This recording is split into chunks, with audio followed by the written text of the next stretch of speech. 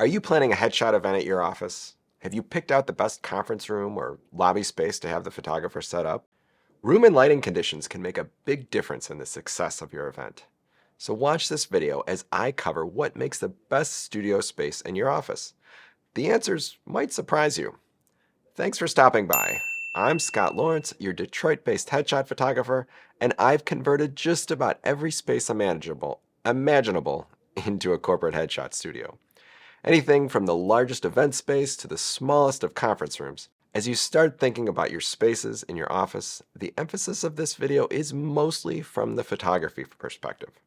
In other words, what factors make a great photo studio? Functionally, there are other things to consider. Can people safely and efficiently move in and out of the space without tripping over equipment or each other? If you're planning to have a photographer set up in an open communal space, keep in mind that most people don't enjoy having an audience during their session. Back to photography. When we talk about what makes the best studio, I'm really talking about what factors will help us maintain a consistent lighting result throughout the day and in the future if I were to come back for another session or in a different location. For headshot photography, I bring all my own lighting equipment. This gives me complete control over the light and allows me to replicate a look just about anywhere. So what does this mean when it comes to the room itself?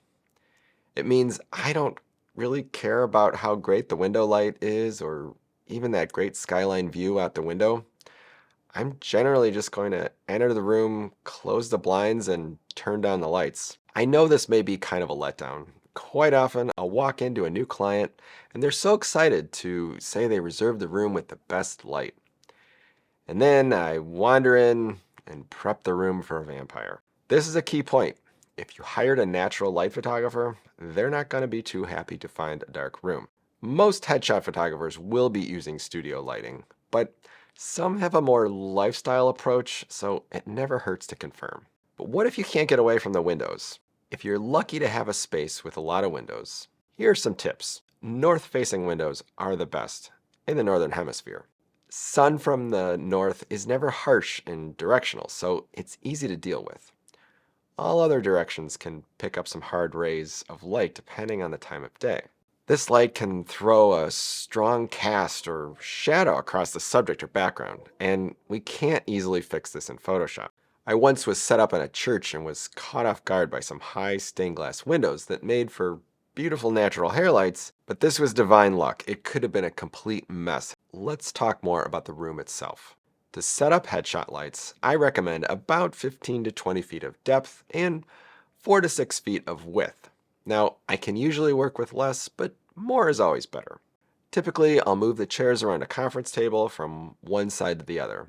This gives me enough space between the wall and the table to set up a background and a couple of lights. Occasionally, I'll set a light stand on the table, and that works just fine.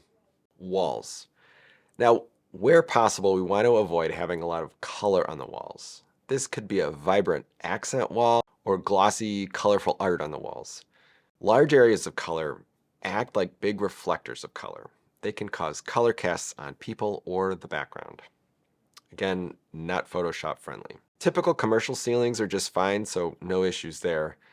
I do have to keep an eye out for hanging light fixtures over the table though. That can get in the way and sometimes cause shadows if they're in the wrong place. Amenities.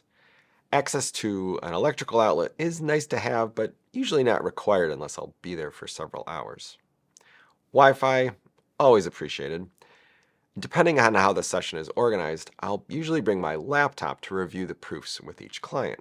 So if there's not a big table in the room, having a small portable table, card, or bar table is handy to have ready. If we're having a makeup artist on site for the project, ideally a separate little conference room or an empty office can make a comfortable styling room. Privacy.